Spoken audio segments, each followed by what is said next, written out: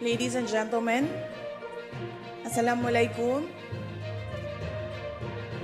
Madayaw ug maayong buntag kaninyong tanan. Magandang umaga sa inyo lahat.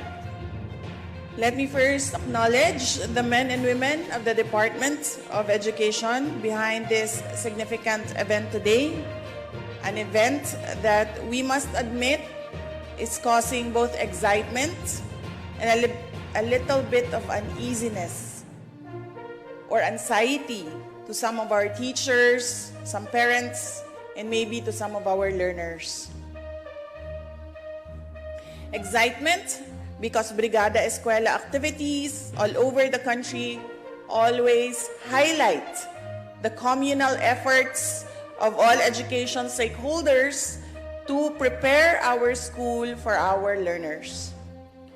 We would see parents who are excited, willing, and happy to extend any help they could to ensure that our schools are ready to receive our learners from day one of the opening of classes and onwards to the school year.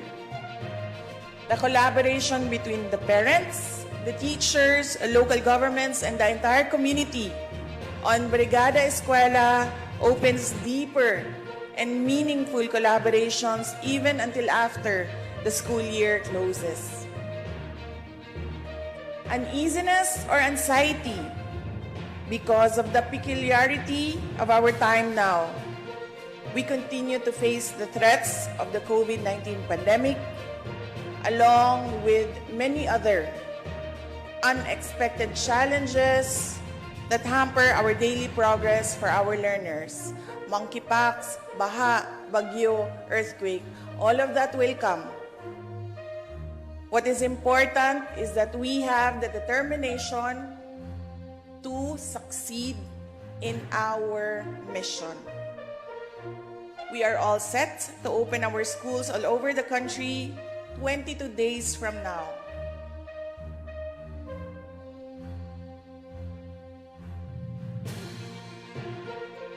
To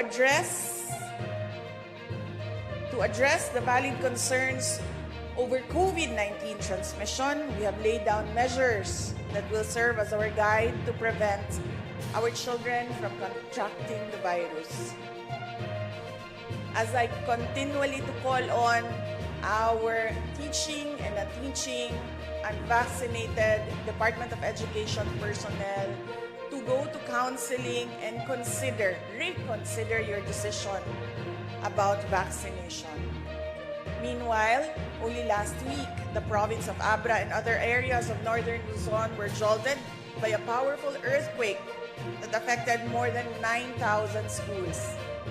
The assessment conducted by the Disaster Risk Reduction and Management Service showed that the government would need 1.4 billion for the repair of 451 classrooms destroyed by the earthquake and the other 706 classrooms that sustained damage. 2 weeks ago, I also visited Clarin National School of Fisheries in Bohol and saw the traces of the destruction of Typhoon Odette that ravaged the island. But Typhoon Odette also destroyed many schools, not only in the Visayas, but also in Mindanao. We all know these problems and the other problems and challenges that the Department of Education and its partners are facing year in and year out. As mentioned by ASEC Bringas, we were in a meeting last week and I was telling our USECs and ASECs that we are in a quicksand. Hindi pa nga natin naayos at natapos ang destruction ng isang kalamidad, dumating na naman ang isa pang kalamidad. And we need more than 18 billion, excluding the 1.4 billion of damages from the Abra earthquake to get ourselves out of the quicksand of this year and last year. It does not include the things or the repairs that we have to do from 2016. But I am confident and I am optimistic that the Department of Education will overcome. and we will overcome with the support of our national government and the administration of President Bongbong Marcos.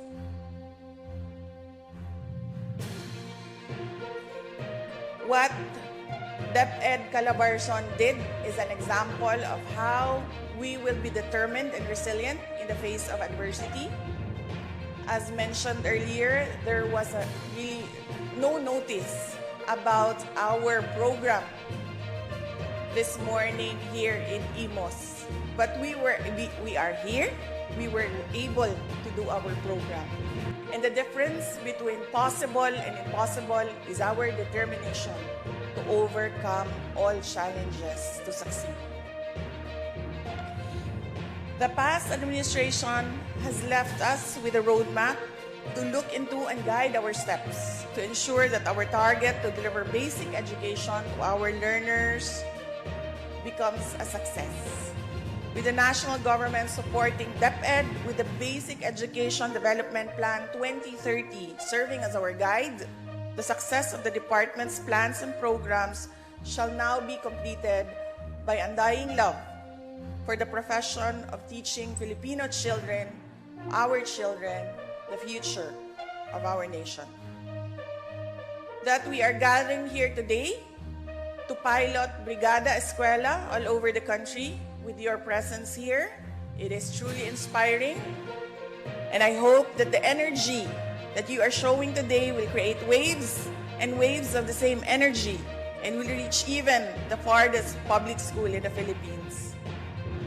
And even if you don't feel that energy, you get up every morning and psych yourself to feel and to do everything with passion and energy and enthusiasm to succeed.